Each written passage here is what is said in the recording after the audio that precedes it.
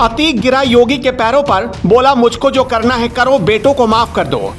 योगी ने नया फॉर्मूला निकाला, गैंगस्टर और माफिया नहीं, सीधा उसकी मदद करने वालों को ठोको। अगर पुलिस नहीं ले गई तो कहां चले गए अतीक के बेटे। अतीक मामले में आ गया नया मोड़, योगी की पुलिस को मिला धोखा तो गुस्से में आए योगी। कोई घुटनों के बल रेंगते हुए पहुंचा तो कोई बोला योगी जी गलती हो गई।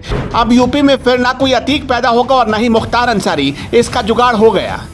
योगी आदित्यनाथ मतलब एक्शन, योगी आदित्यनाथ मतलब कमिटमेंट और योगी आदित्यनाथ का मतलब है जीरो टॉलरेंस। और इन तीनों ही रूपों में योगी का एक्शन नजर आने लगा है। यूपी में फिर कोई अतीक अहमद या मुख्तार अंसारी पैदा ना हो, इसके लिए योगी आदित्यनाथ ने एक जबरदस्त प्लान तैयार किया है। अब गैंगस्टर और माफिया नहीं बल्कि सीधा उनकी मदद करने वाले, उनके रिश्तेदार और उनके लिंक्स, हर किसी को योगी की पुलिस तोड़ेगी। और जब तक तोड़ेगी नहीं तब तक छोड़ेगी नहीं। इसका सबूत भी दिखने लगा है। अतीक को मिट्टी में मिलाने की मुहिम के 5वें दिन प्रयागराज के बमरौली में अतीक के फाइनेंशियर माशूकुद्दीन के घर को बुलडोजर ने जमींदोज कर दिया। माशूक ही वो शख्स है जिसके घर पर अतीक की पत्नी और दोनों बेटे रहा करते थे। पिछले साल मई में जब अतीक के घर पर बुलडोजर चला, तब से अतीक के लोग माशूक के किले में पनाह ले रहे थे।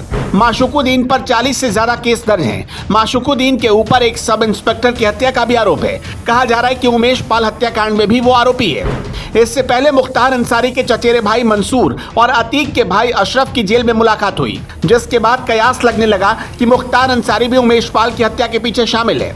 अब खबर आ रही है कि इसके बाद योगी आदित्यनाथ का बुलडोजर मंसूर के घर पर भी चला है। मुख्तार के सबसे करीबी शूटर जफर उर्फ चांद के घर पर भी दबिश हुई और उससे पूछताछ के लिए उसे थाने ले जाया गया। इसके अलावा मुख्तार के एक और भरोसेमंद शूटर अंगद राय के घर पर भी पुलिस ने रेड की। दूसरी तरफ मुख्तार अंसारी की बहू निकत को भी जेल हो गई, क्योंकि बांदा की जेल में वो पति के साथ रंगरलियां मना रही थी। मुख्तार की बहू के फोन से विदेशों में बात होती थी। शक है कि जिन नंबरों पर बात होती थी वो दाऊद इब्राहिम के करीबियों के नंबर है। अतीक के एक साथी सफदर के घर पर भी बुलडोजर चला और सफदर भी गिरफ्तार हो चुका है।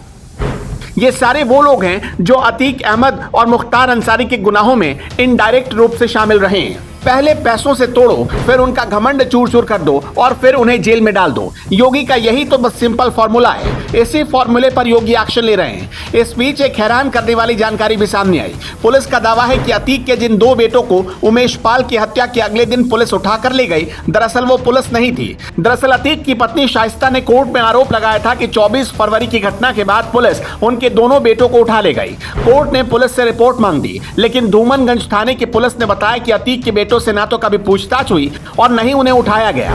पुलिस ने कहा कि अतीक के बेटे उसकी हिरासत में हैं ही नहीं। पुलिस के इस बयान के बाद सवाल खड़ा होता है कि आखिर अतीक के बेटे कहां गए।